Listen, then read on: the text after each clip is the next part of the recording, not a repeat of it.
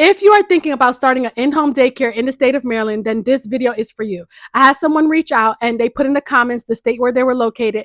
And so I did all the research for the state of Maryland, and I have compiled all the requirements, the steps, the trainings, the inspections, all in this video of what it is to start an in-home daycare in Maryland. I'm also going to go over the difference between a family childcare home and a large family childcare home. So make sure you stay all the way to the end so you do not miss anything.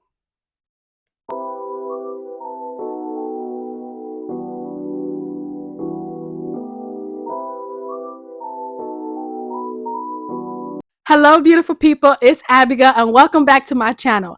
If you are someone who loves children, wants to be home more, or looking to start a childcare business, I want you to know that the state of Maryland makes it super possible. All you have to do is follow the state rules. So what we're going to be doing today is going over what it takes to open a childcare business legally in the state of Maryland. But before we get into it, I want you to make sure that you like and subscribe this video, and also put in the comments what state you are in, and I will do a video just like I'm doing this one for the state that you're located in. All right, let's get into it. In the state of Maryland, there are two types of in-home daycares. Before we get into the difference, I want you to get a notebook and a pen. Make sure you're writing notes so you don't miss anything. Okay, the first one is a family childcare home. This type of home is allowed up to 8 children at a time, and you can only have 2 children that are under the age of 2 at one time. Also, your very own children that you gave birth to, they count in the ratio if they are under the age of 6. Okay? The second type is a large family childcare home. You are allowed up to 12 children. Now, you must meet stricter requirements with this one. You also have to have a larger space, and you must have another adult accompanying you in the home. Also, your children, just like the first one, is also counted in the ratio if they are under the age of 6. Now let's get into the requirements. The state of Maryland does require several specific trainings, and I wrote them all down because I didn't want to miss any of them. The first type of training you're going to need is 24-hour family child care pre-service trainings. This goes over your curriculum, your child development, professionalism, and also safety. It's going to go over so much more. So if you're one that's thinking, I don't need a degree and I don't need any type of experience, but I still don't know what to do, don't worry, because these trainings will get you right. Also, you're going to need basic health and safety training. This is also going to help you with breastfeeding support to help those moms that may need it. You're also going to need CPR and first aid training. This is going to go over for infants and toddlers, preschoolers, and schoolers as well. Everyone in the home is going to need a background check. Even if they're not the adult that is listed, if they live in the home and they are identified as an adult, they will need to get a background check. You're also going to need trainings for emergency and ADA trainings. This is going to be included in those first trainings that we discussed earlier. Once you have all of these trainings, then you're able to start moving forward with getting licensed. Okay, here is the step-by-step process so that you can get registered. The first thing that you're going to do is do the Maryland orientation. I also had to do this in the state of Texas. It is an orientation that is going to help you know what kind of home is best fit for you. It's going to go over the application process. It's going to go over the licensing process and everything to start a in-home daycare in the state of Maryland. Number 2, you're going to contact your regional licensing. Once you do the orientation, you're going to be assigned a licensing specialist. That person is your go-to person because they're gonna help you with your forms, your applications, your deadlines, your inspections. They are going to be the person that's going to answer the questions that you need. Number 3, gather all your certificates that you did for trainings because you're going to need to submit them and upload them after or during this process. Number 4, start to prepare your home. This is the fun part. Maryland will inspect your home. So you want to make sure your home is up to par. In the orientation and in your trainings, it should have went over those requirements. Your indoor and your outdoor must be safe for children. Your outlets must be covered. So all your plugs, get those little plastic covers for them. Make sure all the chemicals are hid away. Your stairs are gated. Make sure that your fire extinguisher, that you have a fire extinguisher and that your smoke detectors are working. Make sure that Your sleep areas are following the sleep safety rules.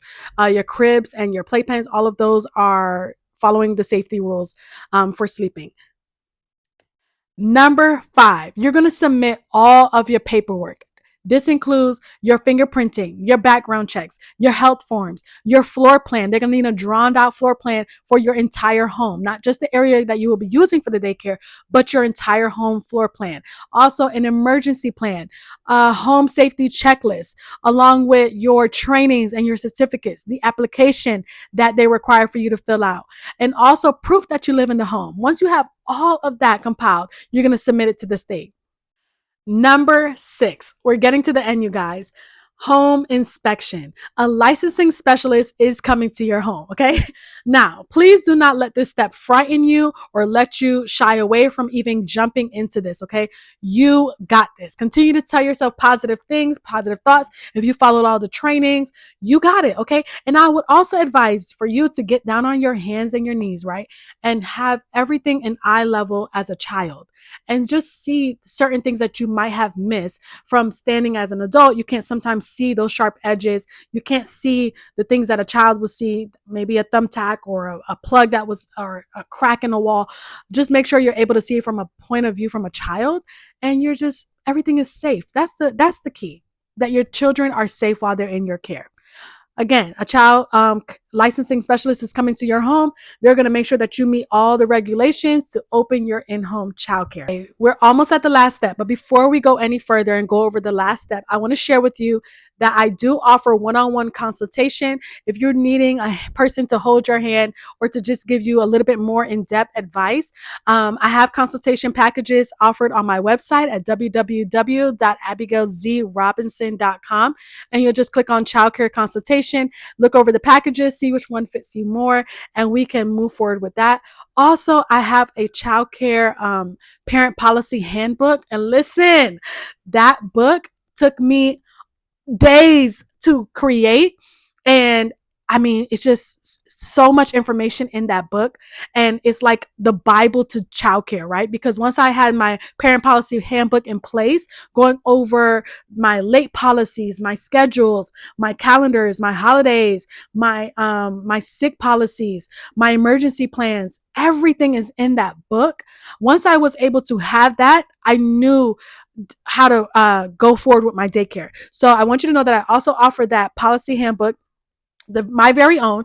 I just went ahead and made it customizable that you can edit it, put your own childcare name on there, your own logos, your images if you want to change them, but it's all written out for you.